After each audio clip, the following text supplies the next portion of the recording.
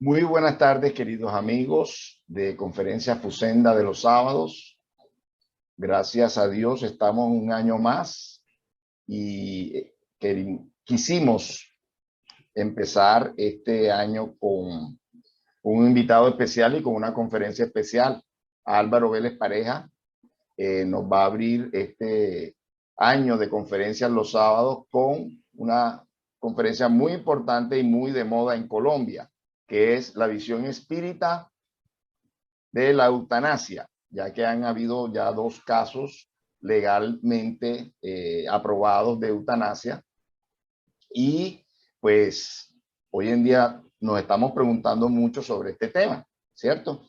Entonces, muy adecuado este tema. Álvaro Vélez Pareja tiene estudios de filosofía, es actual vicepresidente de la Sociedad Espiritista de Cartagena,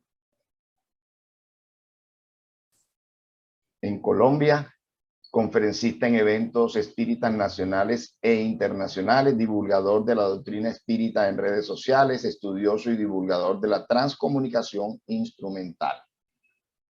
Muchas gracias, Álvaro, por aceptar esta invitación. Y como toda reunión espírita, vamos a iniciar con una elevación de pensamiento, con una oración. Le vamos a pedir a nuestra hermana Nancy del Socorro Gaviria Banqués de Sesmar, de Santa Marta, para que nos dirija esta elevación de pensamiento. Adelante, Nancy. Muchas gracias, Abel. Buenas tardes para todos, hermanos. Elevando nuestro pensamiento al Padre Creador, al Dador de vida, damos infinitas gracias porque nuevamente estamos de vuelta por este medio para continuar con nuestros estudios preparatorios para la evolución de nuestra espiritualidad y nuestra transformación moral. Gracias por la presencia del amado Jesús de Nazaret en nuestros corazones, que calienta las fibras para que podamos seguir unidos como hermanos en este trasegar de la vida, transponiéndonos hacia las metas libertadoras que nos llevan a la felicidad, con el conocimiento, con la fe razonada, a través de estos estudios espíritas cristianos que nos ayudan a estar siempre unidos a través del amor. Gracias por la unión que mantenemos por este medio, por todas las oportunidades de conocimiento, de unión fraternal, de perdón, de fraternidad y de unión en todos los aspectos. Que nuestro conferencista en esta tarde reciba la protección y la asistencia necesaria de los benefactores para que sus palabras queden plasmadas en nuestras conciencias y sirvan en este camino de la evolución.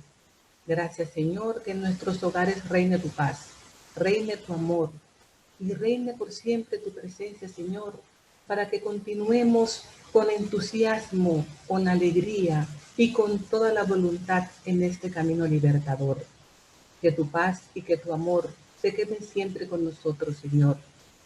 Gracias, que así sea. Así sea, muchas gracias, Nancy. Y bueno, Álvaro, gracias nuevamente por aceptar esta invitación. Adelante, la palabra es tuya. Bueno, muchas gracias. Agradecimientos por la invitación, por la oportunidad de esparcir una vez más y recordar los conocimientos de la doctrina espírita, y por todos los invitados, los que hoy nos acompañan, así como los compañeros regulares que también están en estas conferencias de Fusenda. Y hoy vamos a compartir, como se ha dicho, este importante tema de la visión espírita de la eutanasia, que está muy de moda, no solamente en nuestro país, sino en otros países en donde también coincidencialmente se están debatiendo el tema del aborto y el tema de la eutanasia. Indudablemente dentro de la doctrina espírita somos pro vida, como dicen los jóvenes hoy. Tú eres pro vida, nos dicen, porque estamos en contra de la eutanasia, en contra del aborto, en contra del suicidio, en contra de la guerra, pero no se puede generalizar diciendo que estamos en contra de X o Y situación sin profundizar las circunstancias en que esto se da, porque ya vamos a ver que la eutanasia Es una palabra que engloba varias modalidades y que algunas no son compatibles con las enseñanzas que nosotros tenemos de los espíritus. Como vamos a ver con la ayuda de esta presentación, encontramos estas definiciones. La palabra eutanasia se deriva del griego eu, bueno o bien, y de thanatos, que es muerte, o sea, bien morir o morir bien.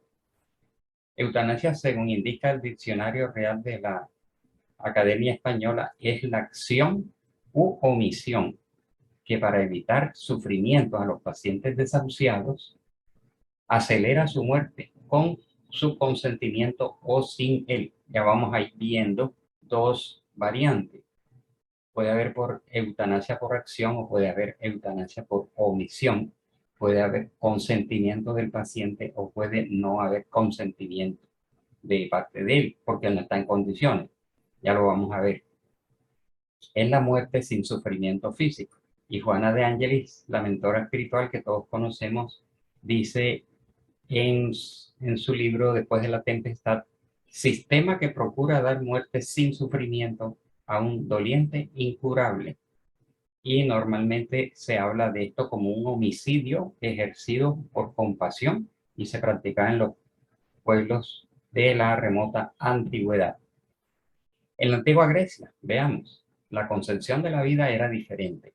Una mala vida no era digna de ser vivida, ¿no? Una mala vida no era digna de ser vivida y por tanto ni el eugenismo ni la eutanasia suscitaban grandes discusiones. En el eugenismo pues se trata de mejorar la raza, seleccionando y rechazando a aquellos que no están en buenas condiciones, ¿no? Con deformidades, enfermedades, debilidades. Hipócrates representa una notable excepción. Prohíbe a los médicos la eutanasia activa y la ayuda para cometer suicidio. Ya vimos ahí entonces el tema de la eutanasia activa. ¿Qué será eso? La eutanasia, el suicidio y el aborto, bajo la óptica de creencias religiosas cristianas, son considerados como pecados dentro de la religión, por supuesto, puesto que la persona no puede disponer libremente sobre la vida que le fue dada por Dios. Este es un concepto indudablemente cristiano católico. Santo Tomás de Aquino, en su famosa Suma Teológica, rechazó la eutanasia por ser un atentado contra el amor que se debe uno mismo, contra la sociedad y contra la decisión de Dios sobre la vida del hombre. Era su concepto indudablemente dentro del dogma católico. Tomás Moro, en su libro Utopía del siglo XVI, presenta una sociedad en la que los habitantes justifican el suicidio y la eutanasia activa, pero sin usar todavía aquel nombre. Entonces, justificaban el suicidio y la eutanasia como una especie de limpieza o mejoramiento de la raza o de los grupos étnicos, ¿no? El filósofo inglés Francis Bacon, 1623, es el primero en retomar el antiguo nombre de eutanasia, que venía de la antigua Grecia, ¿no? Morir bien. Ahora se le llama morir dignamente. Y las diferencias de dos tipos: eutanasia exterior como término directo de la vida. Entonces, ¿qué es lo que se está practicando en los países actualmente? La eutanasia externa o exterior, y que tiene que ver más que todo con el cuerpo físico. Y la eutanasia interior, que es un concepto muy distinto, como preparación espiritual para la muerte. Es decir, cuando un ser, una persona, un individuo se prepara espiritualmente para morir bien, eso se considera como una eutanasia interior. Pero vemos que no es el enfoque que hoy en día se le está dando en la humanidad. En numerosos países europeos se fundan a comienzos del siglo XX sociedades para la eutanasia y se promulgan informes para una legalización de la eutanasia activa. En las discusiones tomaron parte, siguen tomando parte médicos, abogados, filósofos, teólogos. Y los médicos durante el régimen nazi hacían propaganda en favor de la eutanasia con argumentos tales como la indignidad de ciertas vidas, que eran, según aquella propaganda, merecedoras de compasión.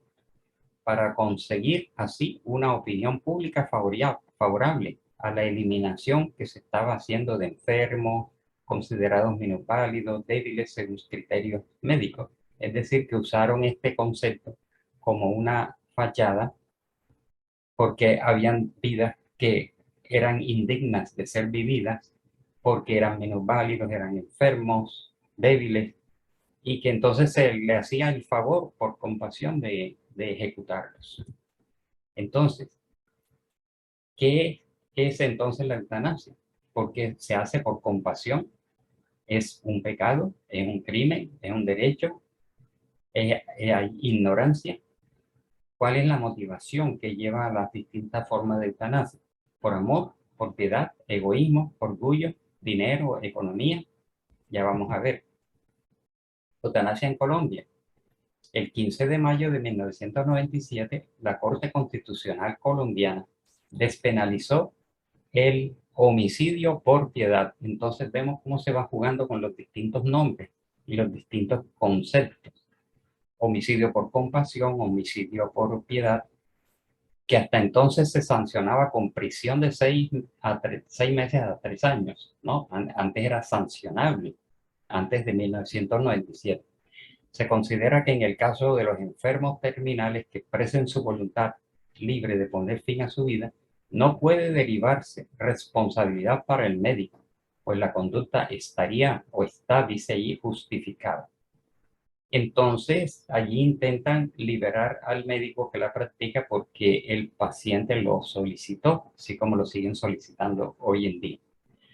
Sin embargo, a la fecha de hoy el Congreso no ha emitido una reglamentación en que se defina claramente en qué circunstancias, de qué manera la eutanasia puede ser aplicada. Sin embargo, pues como estas láminas tienen ya una cierta antigüedad, ya hay unas actualizaciones al respecto.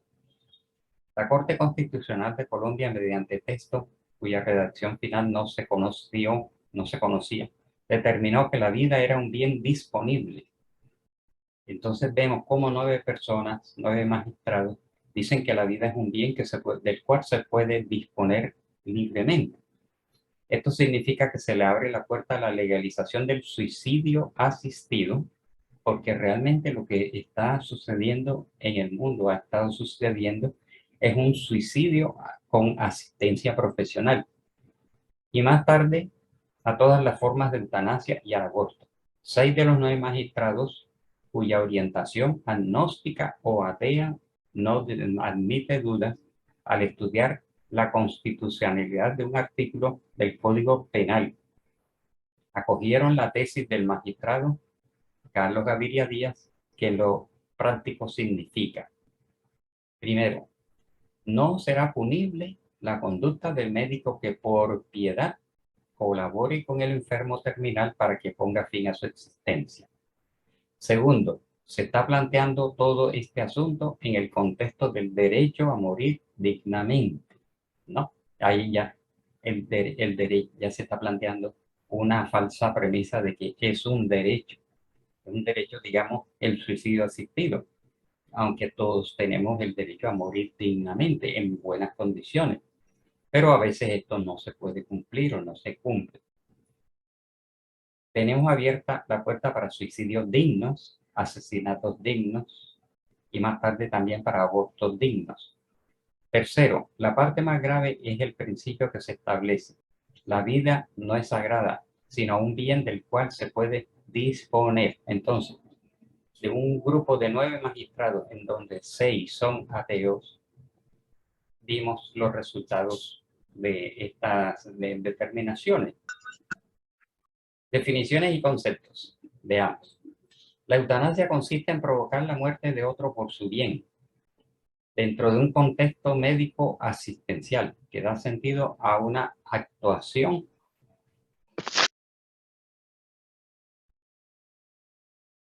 humanitaria, piadosa y compasiva. La eutanasia tiene por finalidad evitar sufrimientos insoportables o la prolongación artificial de la vida a un enfermo. Para que la eutanasia sea considerada como tal, el enfermo ha de padecer necesariamente una enfermedad terminal o incurable, pero que antes se tomaba en el sentido de que ya era una cosa extrema, ¿no? Terminal. Ahora se ha ampliado el rango a una enfermedad incurable, aunque no esté terminal, como hemos visto en estos casos que se han mencionado en nuestro país. Y en segundo lugar, el personal sanitario ha de contar expresamente con el consentimiento del enfermo o de sus familiares. ¿Por qué? Porque hay casos extremos en donde ya el enfermo no se pertenece, está sostenido casi que artificialmente, no puede tomar ninguna determinación, pero los familiares sí pueden hacerlo. Entonces ya vamos clasificando lo siguiente. Hay una eutanasia directa y hay una eutanasia indirecta, ¿no? La directa se divide en activa y en pasiva. Vamos a ir teniendo en cuenta todas estas diferencias, ¿no? Para poderlo abordar desde el punto de vista espírita. Eutanasia directa, adelantar la hora de la muerte, y no solamente la hora, sino el día, en caso de una enfermedad incurable. Eso es la base, ¿no? Pero tiene dos formas, la eutanasia activa y la eutanasia pasiva. La eutanasia activa consiste en provocar una muerte indolora a petición del afectado. El caso más frecuente mostrado es el cáncer, pero también puede ser enfermedades incurables como el SIDA y otras. Se recurre a sustancias especiales mortíferas o sobredosis de morfina y de otros productos que han ido inventando o desarrollando. Entonces, ahí hay una acción directa en proporcionarle y provocarle la desencarnación al enfermo de una manera en donde hay un profesional de la salud o el mismo paciente provocando con una acción consciente, voluntaria, intencional, esa desencarnación. Pero hay una forma pasiva que consiste en se deja de tratar una complicación. Por ejemplo, una bronconeumonía.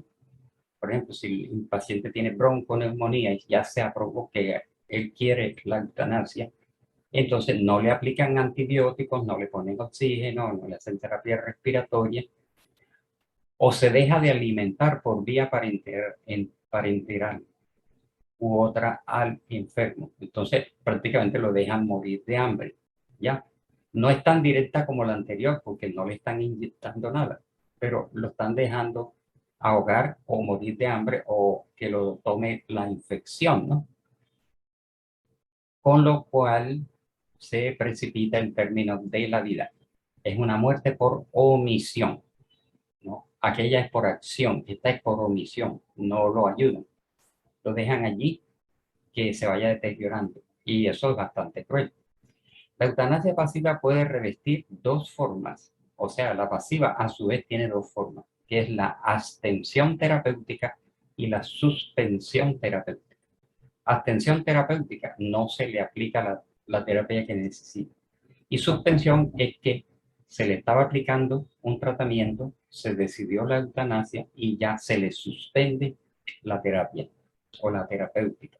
En el primer caso no se inicia el tratamiento y en el segundo caso se suspende el tratamiento ya iniciado y ya podemos imaginar las implicaciones morales que esto contiene y lo que pueden sentir los familiares en donde toman la decisión de que, junto con los médicos, de que si tiene una infección no se le ponga antibiótico, si se está ahogando no se le pone oxígeno, o si se le está aplicando alguna ayuda, se le suspende, ¿no? Entonces, por eso lo llaman eutanasia pasiva.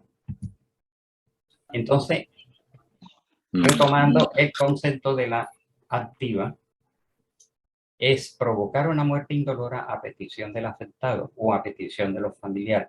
Se recurre a sustancias especiales mortíferas o a sobredosis de morfina o barbitúricos. Esa es la activa.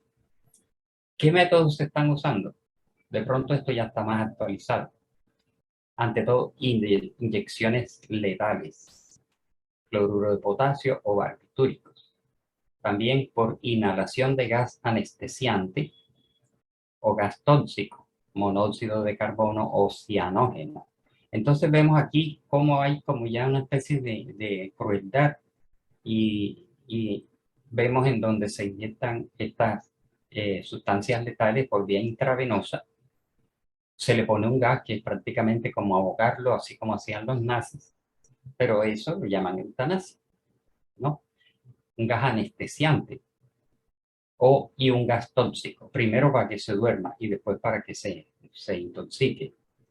O puede ser por vía oral, le dan el vasito con las sustancias narcóticas, una sobredosis, y el paciente se lo toma, y si no puede tomar el vasito, se lo dan, ¿no? O le ponen una sonda nasogástrica y por allí le inyectan el ácido cianhídrico o barbitúricos, pues en grandes cantidades. También le ponen bloqueadores neuromusculares, que son sustancias que van a bloquear el funcionamiento de los nervios, el sistema nervioso con los músculos. Entonces se va paralizando todo, incluyendo la respiración. Producen también depresión de las neuronas y depresión de los centros respiratorios. Se va a ir ahogando, ¿no? Después le ponen una segunda sustancia que le va a producir un paro cardíaco. Es decir, hacen lo siguiente: 3 sustancias en cadena. Y esto tiene sus variantes según hemos visto en actualidad. Primero le producen una sedación, una sustancia, ya sea por vía intravenosa, por sonda nasogástrica o por vía oral, que lo va sedando, ¿no? Lo va tranquilizando profundamente. Después otra sustancia que lo va a llevar a la inconsciencia. Supuestamente ya el paciente no se va a dar cuenta, no va a sentir el dolor de un paro cardíaco. Y finalmente otra tercera sustancia que le va a producir el paro cardíaco. Pero ningún espíritu se ha comunicado para decir si sintió el paro cardíaco o si no lo sintió.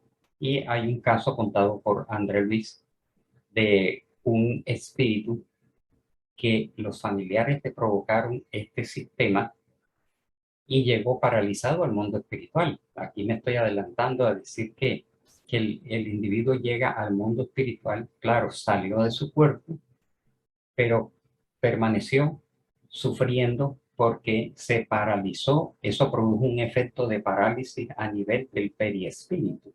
Y aunque él estaba entonces como en un estado de catalencia en el mundo espiritual, en una situación desesperante. Bien, ahora pasamos a la pasiva. La eutanasia pasiva puede revestir 2 formas, como ya vimos: atención terapéutica y suspensión terapéutica. Se deja tratar una complicación, etcétera. Como ya es una muerte por omisión. Hay algunos casos que fueron así. Clasificación de la eutanasia: indirecta. O sea, ya vimos directa, activa y pasiva. Ahora indirecta. ¿En qué consiste? En efectuar procedimientos terapéuticos. Esta es muy sutil.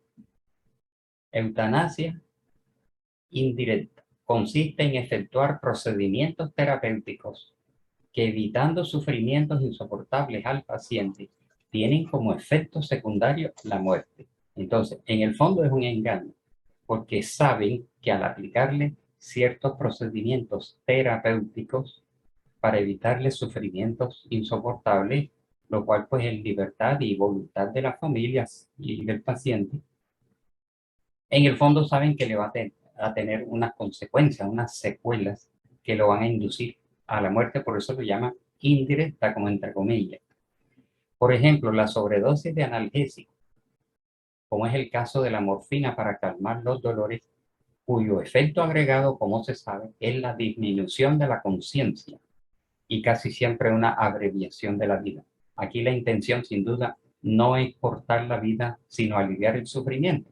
Y lo otro es una consecuencia no deseada. Pero en el fondo, ¿quién más que los médicos, las enfermeras, el anestesiólogo y todo este grupo, y la familia y el abogado y todo, saben que una sobredosis de morfina, por ejemplo, va a traer esos otros efectos neuromusculares, respiratorios. Entonces, por eso lo llaman indirecta. Ahora vamos. Distanasia. La distanasia es lo contrario de la eutanasia. Aunque tiene la misma terminación, es lo contrario. Consiste en un encarnizamiento o ensañamiento terapéutico, mediante el cual se procura posponer el momento de la muerte, recurriendo a cualquier medio artificial, pese a que haya seguridad de que no hay opción alguna de recuperar la salud. Veamos entonces la sutileza esta.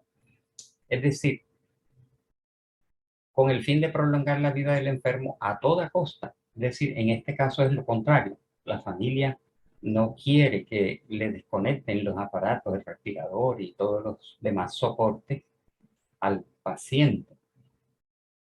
Aunque ya el diagnóstico médico ha indicado que no tiene salvación, podríamos decir, o de recuperar la salud.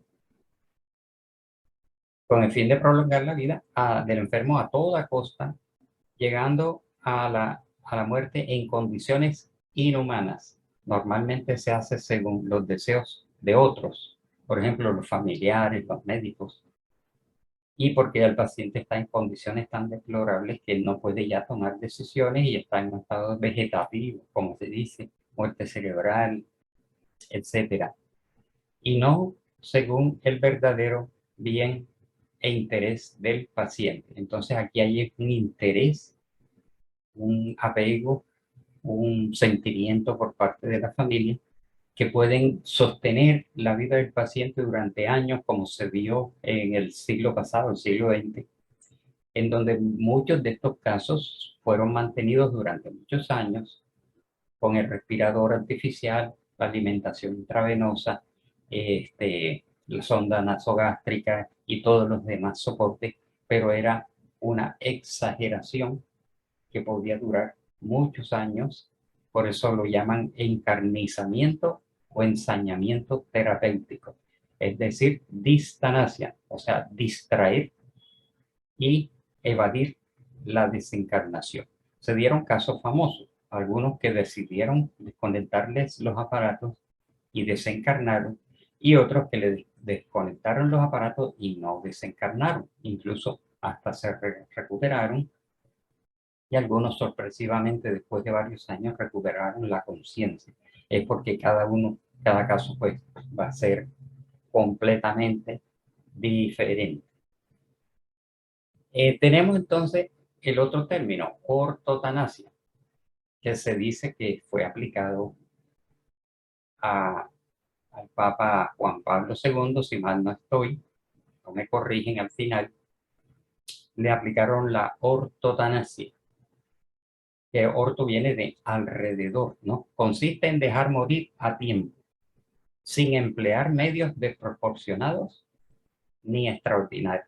Es decir, ahí no le inyectan nada, no le dan a tomar nada y no le suspenden nada, sino que le brindan al paciente. Y digamos que esta es una verdadera eutanasia en el sentido de morir dignamente, en donde le brindan al paciente los elementos mínimos y los elementos lógicos de sentido común para evitarle los sufrimientos, pero no son medios desproporcionados, ¿no?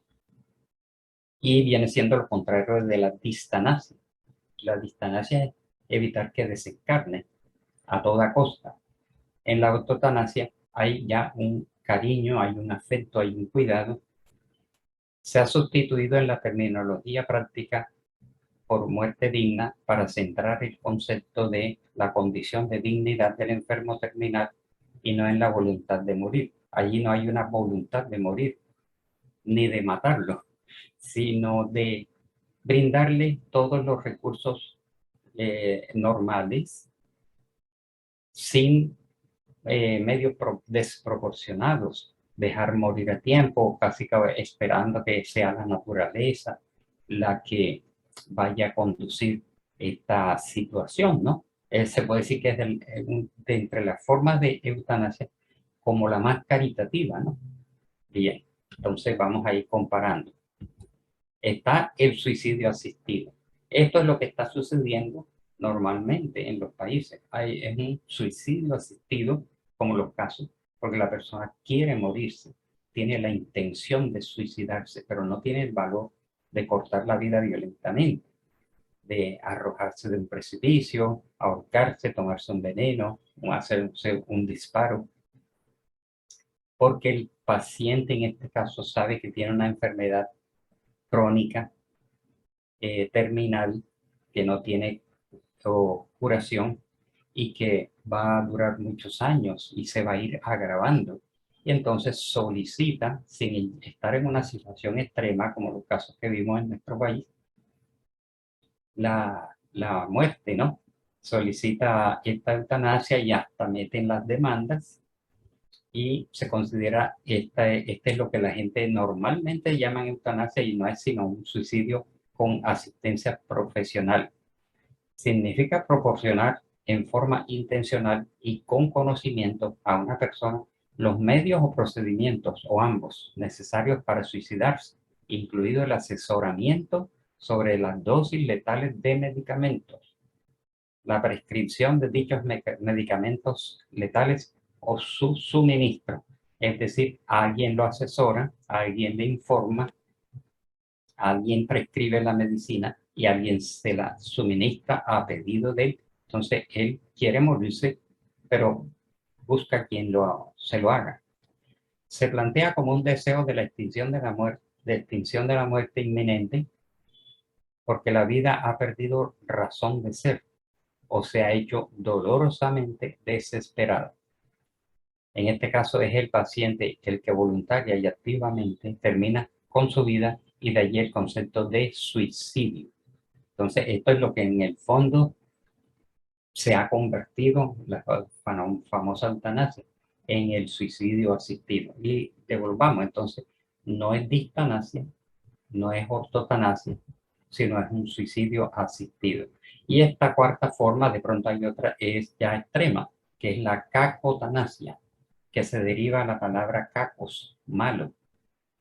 Es la eutanasia que se impone sin el consentimiento del afectado, como el caso que cuenta André Luis, ¿no? Porque el hijo, por distintos motivos materiales, indujo a anestesiar a su padre, suministrándole estos barbitúricos en una forma excesiva, porque no lo quiso asesinar, y hay que decirlo claramente, no lo quiso asesinar directamente.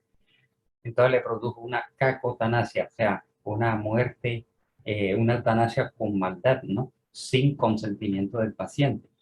La palabra apunta hacia una mala muerte y es un asesinato. Bien, entonces vemos allí, ya hasta se nos han olvidado los nombres, el señor millonario de todo un empresario poderoso que, digamos, le descubrieron una enfermedad que iba a ser crónica, progresiva, degenerativa, y como él vivía toda su vida en la opulencia desde niño, se enteró del final que iba a tener y él dijo, no, yo no quiero llegar a ese extremo. Entonces hicieron una ceremonia, la despedida con los familiares, se vistió, se afeitó, se arregló, se perfumó, fue donde el médico y le entregaron la copita de barbitúricos. Y en este caso él mismo ingirió esta sustancia. Aquí mencionan a Jack Kevorkian, ¿no? Que desencarnó en el año 2011 en Michigan, Estados Unidos. Fue un patólogo armenio-estadounidense que ocasionó controversia por la aplicación de la eutanasia a 130 pacientes. Ya él desencarnó. Su lema era: morir no es un crimen. En 1999 fue sentenciado a una pena de 10 a 25 años de prisión por asesinato e indultado por razones de salud en el año 2007. Se hizo muy famoso el doctor Jack Kevorkian ya hoy en el mundo espiritual y causó intencionalmente, pues, como suicidio asistido a más de 130 pacientes. Bueno, entonces ahí vemos las secuencias que fueron subidas al internet del millonario británico tomándose último trago, el último beso a su esposa y a su hermana. Finalmente va cayendo dormido. Después empezó a tener un ronquido y finalmente se le paralizó el corazón o le dio el infarto, ¿no? Peter Smedley se llamaba. Bien. Ahora en el campo espírita, dice Juana de Ángelis, práctica nefasta que testimonia el predominio del concepto materialista sobre la vida, que apenas ve la materia y sus implicaciones inmediatas en detrimento de las realidades espirituales. Entonces, este es un enfoque materialista de la vida. Es una práctica nefasta y ya vamos a ver las consecuencias para el espíritu, cuando es un suicidio asistido, ¿no? En detrimento de las realidades espirituales, no sé, incluso siendo personas que pertenecen a una religión, acuden a esto.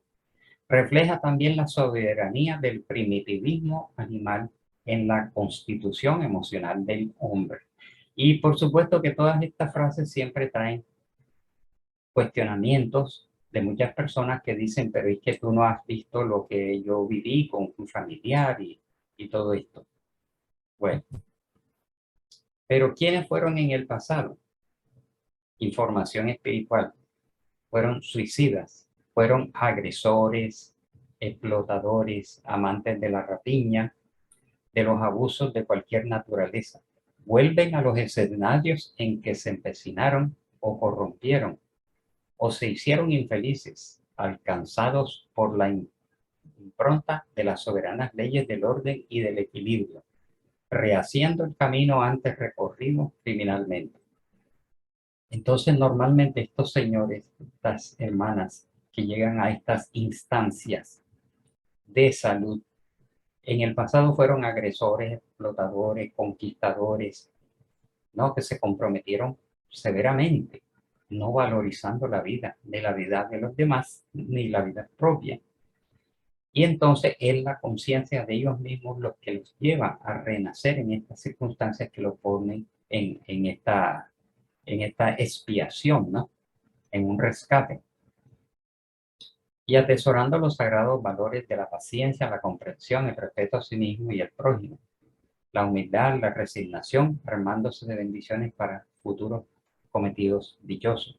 Entonces ellos, digamos que en el mundo espiritual reflexionan, algunos se rebelan, pero normalmente pueden medir en esta disposición, pero normalmente es la propia conciencia la que los lleva a venir como pacientes de esta naturaleza, con severos padecimientos, y no es que la doctrina espírita sea una doctrina de crueldad, de castigo, así castigadora, etcétera, sino que son seres que se proporcionaron a sí mismos todas estas deudas severas por lo que hicieron en el pasado, no valorando la vida, y vienen en unas circunstancias apremiantes para que el espíritu medite y valore la vida en sí mismo, pero terminan entonces solicitando el suicidio asistido.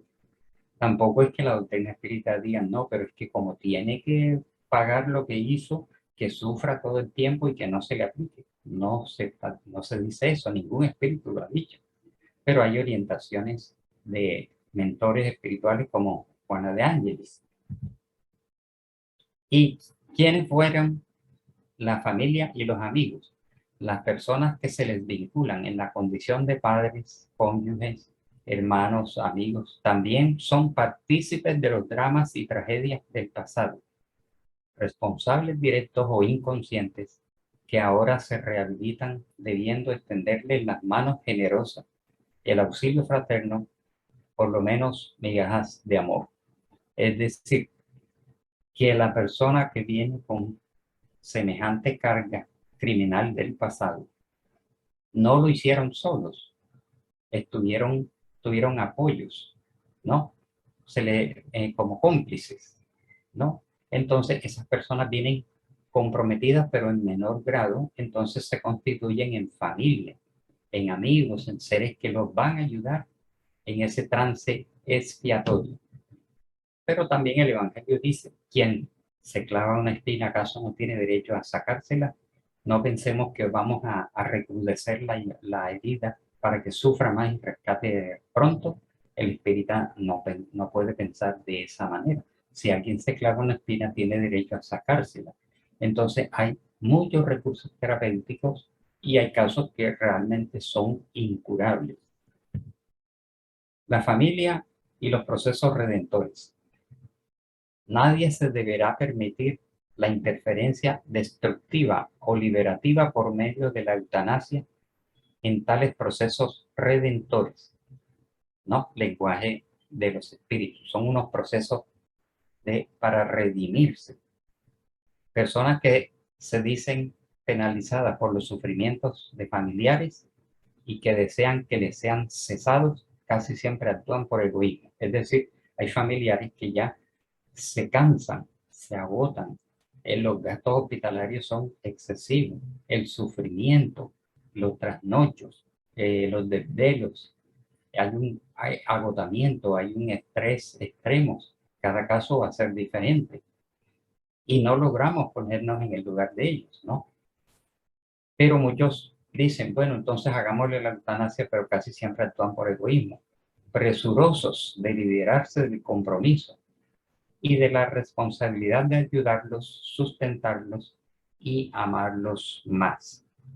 Bueno, todo esto indudablemente tiene diversas posturas y análisis y cuestionamientos cada una de estas frases porque según hemos leído, cada paciente, cada familia es diferente y no logramos ponernos en los zapatos de cada uno de ellos. Y dice así, en lo que atañe a los enfermos considerados irrecuperables, conviene considerar que dolencias, ayer detestables como incurables, son hoy capítulos superados. Es decir, que algunas dolencias del pasado que eran incurables, ya hoy son curables. Por el triunfo de los hombres sacerdotes de la ciencia médica, que la ennoblecieron por la contribución que sus vidas ofrecen en beneficio de la humanidad. Siempre hay, pues, la posibilidad de conseguir mañana la victoria sobre la enfermedad irreversible de hoy. Diariamente, para este desiderato, se sumergen en la carne espíritus misioneros que aprestan a aligerar e impulsar el progreso, realizando descubrimientos y conquistas superiores para la vida, fuente poderosa de esperanza y confort para los que sufren en nombre del Supremo Padre. En caso de Chantal Sevire, en Francia, esta señora simpática con el tiempo empezó a desarrollar un tumor detrás de los ojos, un tumor cerebral que le produciría dolores, digamos, exagerados, insoportables. Y a pesar de todas las demandas que metió en la legislación francesa, nunca le aprobaron la eutanasia y terminó ella misma adquiriendo las sustancias y aplicándoselas.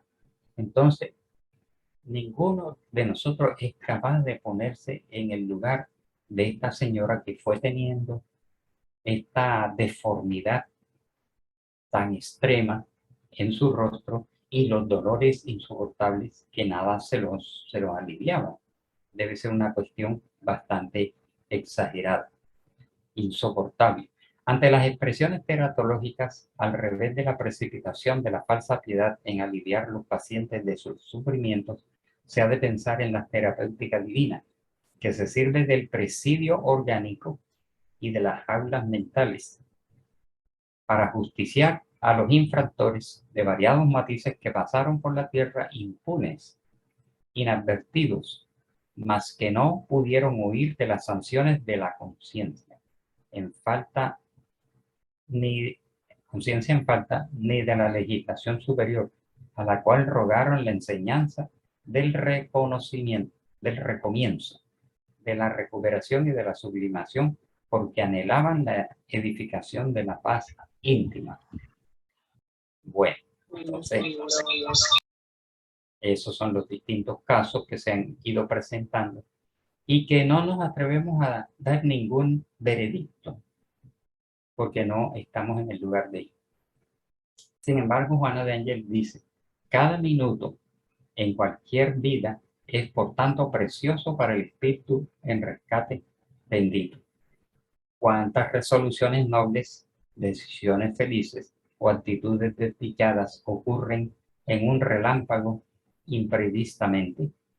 Es decir, que las personas que tengan un padecimiento extremo, pero que no toman una decisión precipitada y están sufriendo intensamente, pueden meditar, pueden tomar resoluciones nobles, decisiones felices, un balance de su vida, como aquellas personas que están al borde de la muerte, al borde de la desencarnación, o tienen estos casos de muertes aparentes que se van por un túnel y llegan a una dimensión espiritual y se encuentran con la espiritualidad y comprenden muchas cosas. En esas fracciones de minutos y de segundos toman resoluciones y retornan al cuerpo con una visión completamente de la vida, porque esos minutos resultan valiosos para el espíritu.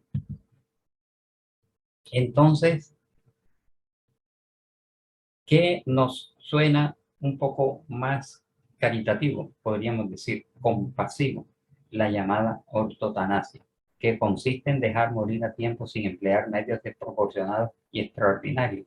Prácticamente se le brindan al paciente las ayudas que la ciencia médica ofrece, el afecto, el apoyo, el acompañamiento de los familiares, y se va dejando sin usar medios desproporcionados, y ahí está la clave, que sea la propia naturaleza, la propia resistencia del cuerpo, como narra André Luis en un caso de una persona que se aferra a la vida, pero que sus condiciones orgánicas ya no le permiten al espíritu mantenerse afianzado a ese cuerpo, porque ya el cuerpo no le está ofreciendo el agarre, el enganche, digamos, el magnético para el perispíritu.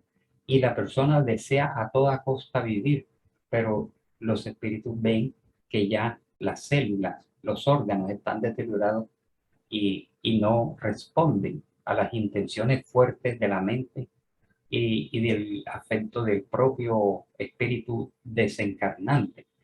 Y aunque está aferrado al cuerpo, para los espíritus dicen, ya lo consideramos un desencarnado, aunque él luche, intente levantar ese cuerpo, intente abrir los ojos, hablar, ningún órgano ya le sirve, los riñones, el hígado, todo estaba deteriorado, ¿no? Entonces, en ese caso es la propia naturaleza la que ya está indicando que el espíritu no puede permanecer allí. No faltan terapéuticas médicas y quirúrgicas que pueden amainar el dolor, perfectamente compatibles con la caridad y la piedad cristiana. Entonces vemos así que en el futuro, penetrándose el hombre de responsabilidad y caridad, iluminado por la fe religiosa, fundada en hechos de la inmortalidad, de la comunicabilidad y de la reencarnación, abominará definitivamente la eutanasia, intentando todo por cooperar con su hermano en los justos resarcimientos que la divina justicia le otorga para la conquista de la paz interior y de la evolución. Entonces, la medicina del amor ante los procesos redentores, ante la eutanasia, que en el fondo es un suicidio asistido, está la ley de amor, la esperanza, la fe, el consuelo y todas estas enseñanzas que nos legó el Maestro Jesús y el Maestro Kardec en la doctrina espírita para todos estos procesos. Entonces, no hay, digamos, una prohibición expresa del mundo espiritual. Nos hacen los esclarecimientos, nos hacen ver las circunstancias, las causas que vienen del pasado, la oportunidad que el propio paciente pidió, en donde tiene que luchar y soportar hasta donde él pueda, pero que va a contar con la ciencia médica, pero eso también tiene su límite, como ya sabemos. Entonces, no hay esos extremos dentro de la doctrina espírita. Y que ante estas circunstancias, ¿qué podríamos hacer? Diríamos los que estamos aquí. Pero, ¿qué pasa si yo soy espírita y tengo un familiar que lo estoy viendo en la situación extrema de cualquier naturaleza? Entonces, es allí cuando tenemos que acudir a la oración, a la fe razonada, para esperar la inspiración de los guías, de los protectores que sí conocen la situación, para intuirnos sobre las mejores decisiones en todos y cada uno de los casos, más el asesoramiento médico, brindándole todo lo que la ciencia médica y el amor, el afecto, el acompañamiento pudiera brindarles, ¿no? Pero que a veces nos quedamos sin palabras cuando vemos unos casos tan extremos que se han presentado a lo largo de la historia. Por ejemplo, el caso del señor Smiley, él muy tempranamente decidió que se quería ir y no sabe si hubiera podido vivir 10 años más porque él se iba a ir deteriorando a lo largo de muchos años, ¿no? No era que iba a desencarnar pronto, pero retroceden ante la prueba, retroceden ante la vergüenza, ante la ruina para sus empresas y no querían dar el espectáculo de, después de haber sido una persona muy sana, muy rozagante, muy dinámica, después de ser sometido a una cama durante muchos años, no quieren llegar a esa eventualidad. Y los otros que hasta dan entrevistas por televisión y se ven hasta rozagantes y risueños, indica que todavía el espíritu podía soportar un poco más. Entonces, ante situaciones así, confiemos en Dios, recordemos las enseñanzas de los espíritus y oremos y esperemos la asesoría y la inspiración del mundo espiritual. Concluimos así la charla de hoy. Sí, ya hay una pregunta escrita de Rodolfo Ferreira de Uruguay. Dice, de hecho se practica la eutanasia asistida en la mayoría de los casos cuando hay dolores extremos y grandes padecimientos, solo que no se dice incluso por desesperado pedido de los familiares. ¿No cabría la posibilidad de pensar que cuando se reglamenta de forma correcta en casos extremos legalmente para dar seguridad a los propios médicos, es una forma de, por merecimiento y por libre albedrío, evitar el sufrimiento extremo? Dios no quiere que suframos. Pienso en un soldado en el campo de batalla con su cuerpo destrozado que se les aplica morfina. Algo parecido me sucedió con mi padre.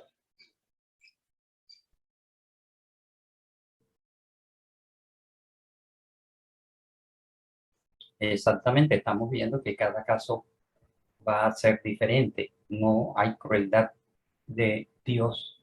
Hubo crueldad de los que practicaron la criminalidad en una vida anterior, desvalorizaron la vida, aceptan la prueba, aceptan la expiación, pero igualmente no puede haber un extremo de que sufra todo lo que la vida le está proporcionando para que pague lo que hizo en el pasado. Todo va a tener un límite y hay casos en donde el propio dolor, el propio sufrimiento produce en el paciente la desencarnación o le produce los desmayos o en la clínica le aplican la morfina continuamente y allí va a haber unos efectos colaterales, ¿no? Que como vimos allí, va a ser eutanasia indirecta, pero ante el sufrimiento le aplican todos estos procedimientos.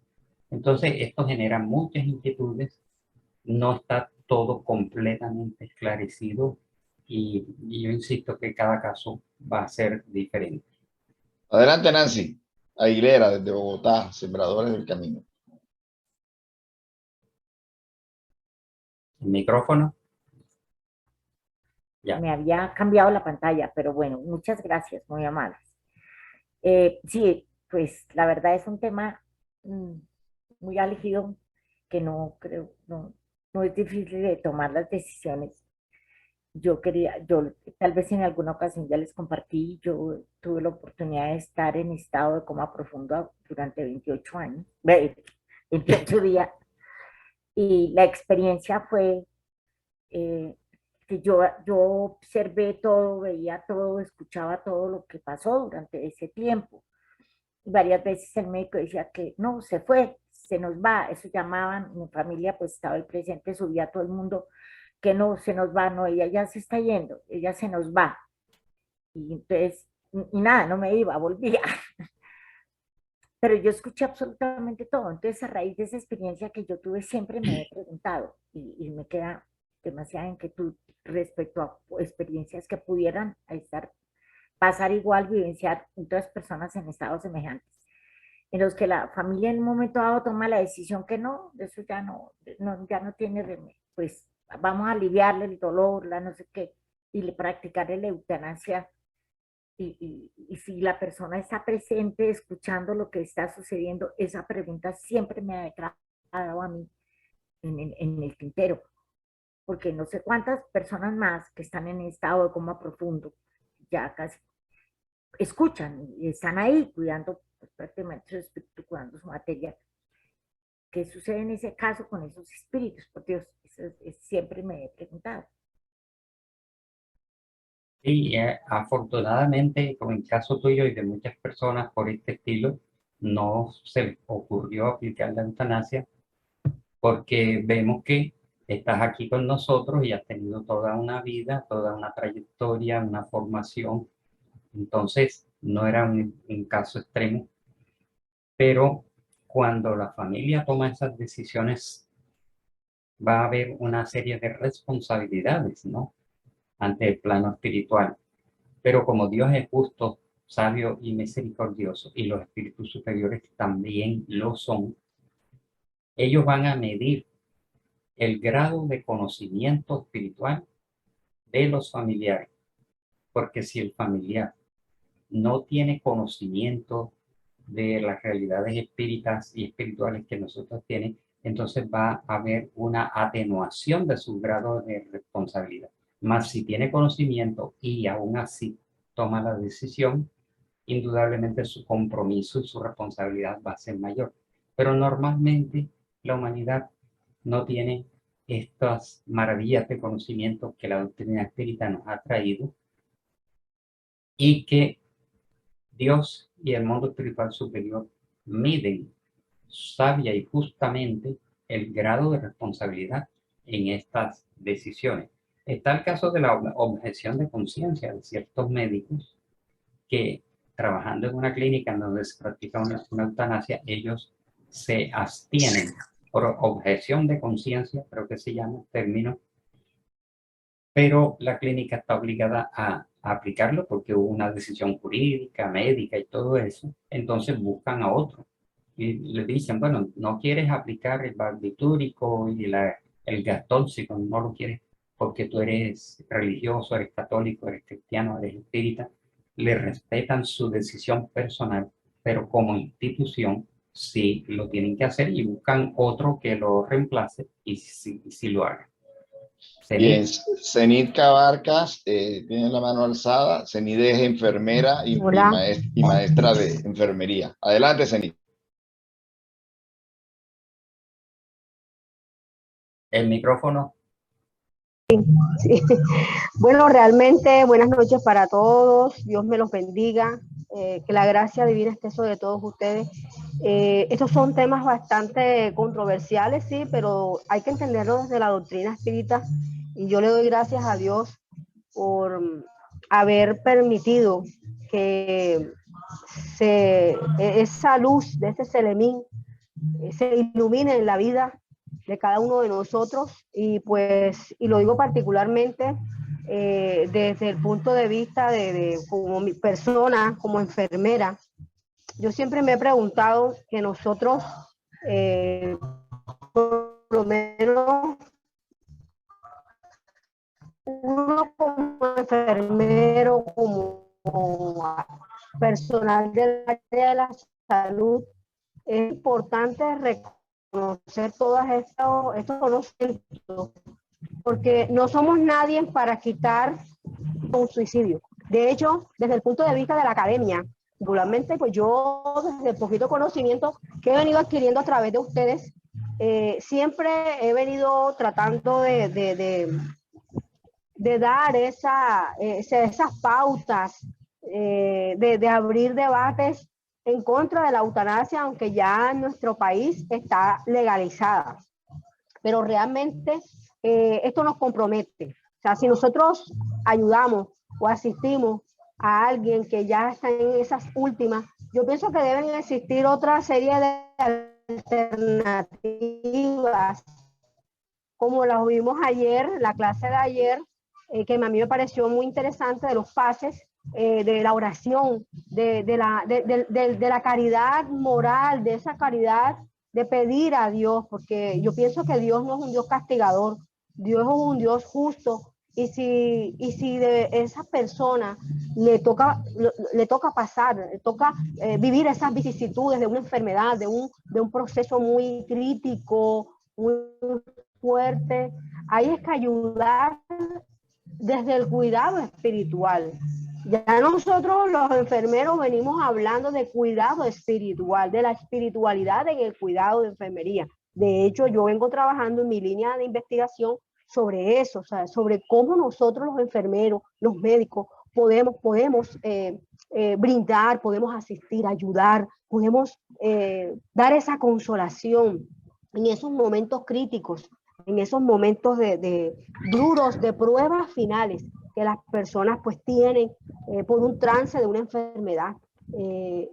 Eso es de pronto la parte que hay que trabajar más en eso, enseñar desde la academia, mirar una educación en la salud desde los puntos de vista académico, sensibilizar más, porque fíjense que hoy por hoy también estamos hablando del aborto, que no es el tema, pero también esto es controversial. O sea, hoy en día el hombre quiere superponer sus ideas o sus ideales y se está olvidando de las leyes divinas. Gracias. Gracias, Zenith, y seguramente tú y yo y los que hemos trabajado en el campo de la salud, vemos unos casos tan extremos y tan sorprendentes que a veces no logramos, digamos, tomar un veredicto. Hemos visto casos sorprendentes, ¿no? De personas que se recuperaron, o el caso que ha contado Nancy. Yo conocí un caso de un bebé, porque yo fui técnico en rayos X y a veces me tocaba hacer radiografía a bebés que nacían con severas malformaciones, digamos los llamados anencefálicos, teóricamente sin cerebro, pero que algo de tronco cerebral no tenía porque nacían viviendo, ¿no? Con movimiento, con cierta sensibilidad, etcétera. Y había uno que había nacido con un severo caso de anencefalia, sin cerebro, pero ese bebé que la familia pues en cierta forma rechazó y que solamente tenía una sola pierna, además de eso tenía otras deformidades porque las dos piernas formaban una sola pierna y terminaban en una uña, como la uña de un pie, ¿no? Y ese bebé, las enfermeras le daban tetero diariamente, ¿no? Y cada vez que le daban un tetero, él se lo tomaba con mucha ansiedad, como una máquina, con una desesperación, y le daban un tetero. Y si le ponían otro, también se lo tomaba y otro. Y claro, tenían que ir dosificando. Entonces, así lo tuvieron vivo durante varios días y la familia no sabía qué hacer con este ser que solamente tenía como la cara y el cerebro no lo tenía eso aplanado así. Era impresionante su expresión de su rostro, sus ojos, todo impresionaba, ¿no? Entonces no le practicaron la eutanasia.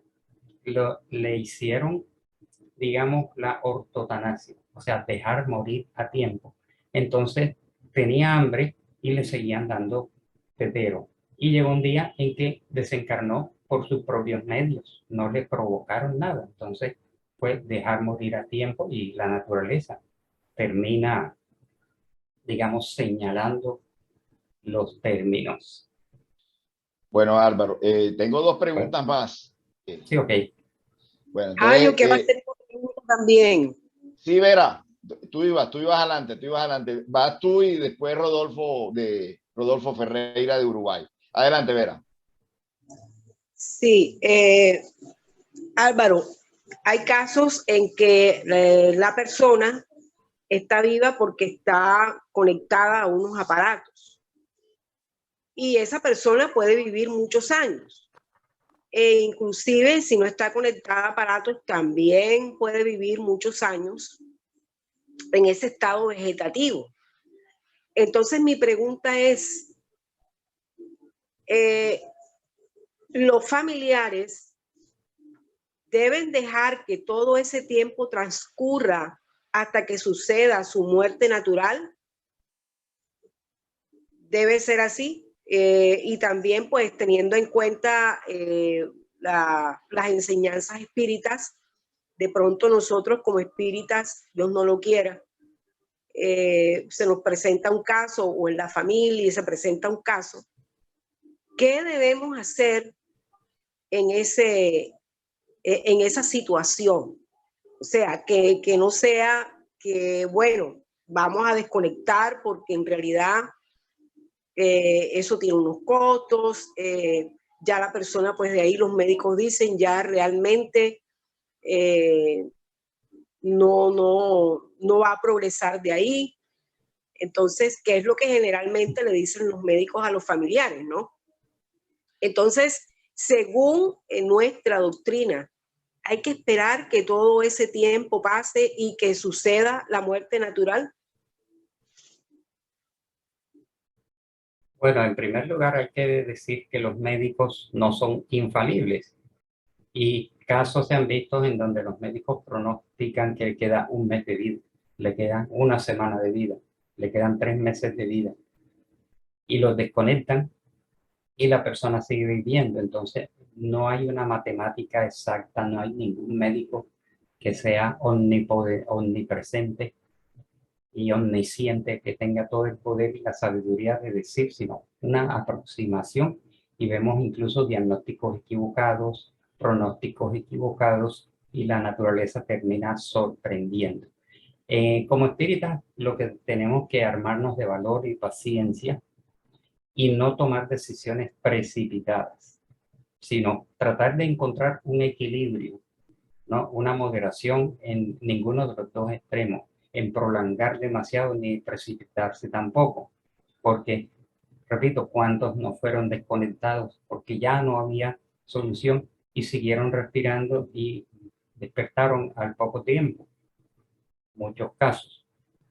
Otros que definitivamente había que desconectarlos porque la bala o el accidente le destruyó unos órganos importantísimos en el cerebro que imposibilitaban la vida, y cuanto le desconectaban el oxígeno o el respirador, desencarnaran. Entonces nosotros como espíritas, como dicen por allí, Dios no lo quiera, llegamos a una eventualidad, tenemos que orar, tenemos que tener paciencia, no tomar ninguna de las dos decisiones extremas, dejar que la ciencia haga su parte.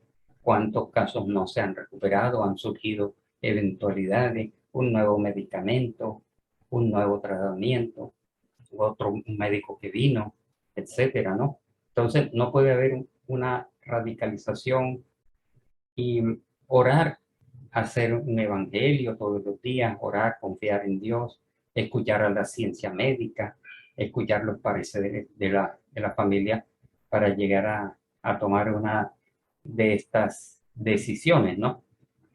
Entonces, la pregunta es bastante compleja y por supuesto la respuesta es bastante complicada, pero yo pienso que el término medio, como todos los filósofos y pensadores de todos los tiempos dijeron, es como lo más equilibrado, ¿no?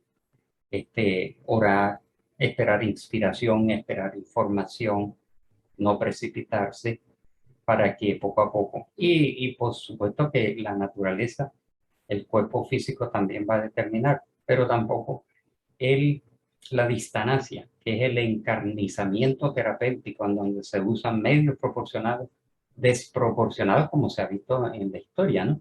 Medios desproporcionados donde mantuvieron a una persona durante 10 años y en cuanto lo desconectaron, desencarnó. Y otro que también duró 10 años, lo desconectaron y no desencarnó. Entonces, el encarnizamiento terapéutico o ensañamiento terapéutico, como vimos, tampoco sería como la respuesta. Pienso que nos aproximamos un poco, esta es mi opinión personal, al concepto de ortotanasia, en donde hay un equilibrio, un acompañamiento, porque si tiene una infección, se le pone un antibiótico. Si se está ahogando, se le pone un oxígeno. Si se está debilitando, alimentación intravenosa. Pero no el otro extremo de que dice, tiene una infección, bueno, ya no le pongan antibiótico. Ese es, digamos, una crueldad, ¿no?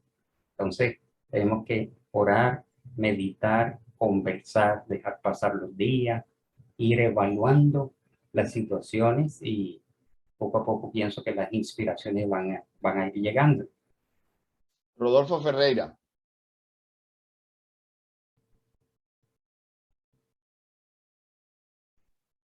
Sí, disculpa que no podía prender el micrófono. Yo puse algo ahí en mi pregunta. Bueno, me gustó mucho la exposición, la encuentro muy equilibrada. Yo creo que esto tiene dos puntas, ¿no?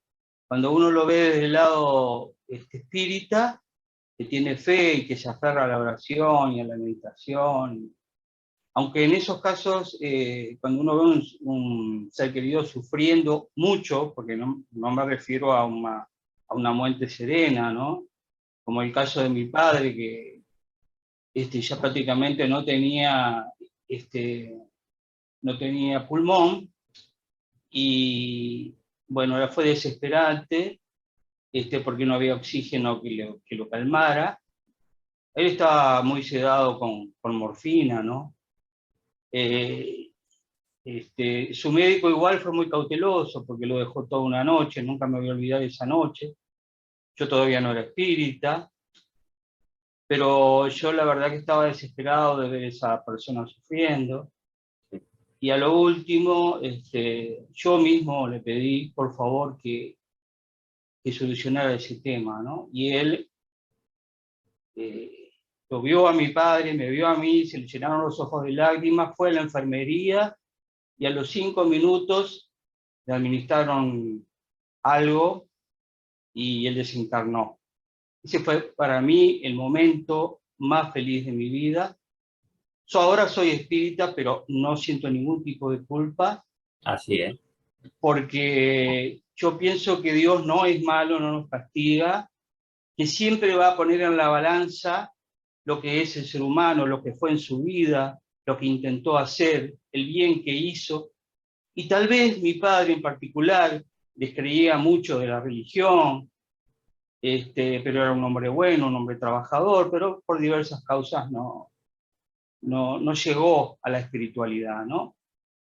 Entonces, me costaría mucho creer que Dios, tanto a mí como a él, nos tiene una especie de penitencia, porque si no, no sería el Dios que el espiritismo nos presenta, ¿no? De todas formas, pienso igual que tú, que es una línea muy delgada y muy difícil de considerar, ¿no?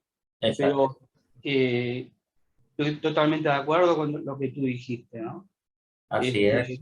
Era eso que quería aportar y agradecerle la oportunidad. Gracias. Exacto. Sí, gracias Rodolfo, porque has vivido una experiencia directa, muy personal, muy íntima y seguramente pues el mundo espiritual es sabio en evaluar cada uno de los casos. También conocí a una señora espírita cuya madre hace muchos años llegó a un estado de inconsciencia en una cama en la casa con oxígeno y todas estas ayudas, ni siquiera en la casa. Y interrogaron al mundo espiritual. Tuvieron esa oportunidad de preguntar por qué no desencarnaba, porque ya tenía muchos años allí sin ayudas exageradas. Entonces le dijeron que la señora estaba muy comprometida del pasado y que le estaban prolongando la vida, o sea, no se la estaban precipitando, porque el mundo espiritual, en su sabiduría, en su bondad, pueden en algunos casos hacer una prolongación, una moratoria, etcétera, o pueden permitir que se corte una vida, porque hay muchos casos narrados por André Luis. Y le dijeron, lo que pasa es que la señora viene muy comprometida con el pasado y no ha logrado quemar, se puede decir, más o menos después de la palabra, liberar de su perispíritu unas cargas energéticas muy densas, que si desencarnara pronto, sufriría mucho en el mundo espiritual, en las franjas inferiores del umbral, deambulando por allí con esas cargas energéticas densas y pesadas. Entonces el mundo espiritual prefería tenerla allí en el hogar espírita, que fuera agotando sus reservas energéticas de una forma natural, y cuando desencarnara iba a llegar al mundo espiritual un poco más aliviado. Entonces vemos que Dios, y como lo ha dicho Rodolfo, y todos lo entendemos así, y nos lo dice Juana de Ángeles, es sabio, justo y misericordioso. El mundo espiritual también, no hay castigo, no hay ese ensañamiento. Cada caso es diferente, no conocemos el pasado, y se dan allí también los rescates, las pruebas y las expiaciones. Y como dice el Evangelio, quien se clava una espina en el pie, ¿acaso no tiene derecho a sacársela? O sea, a aliviarle el dolor, no incrustársela más para que pague, ¿no?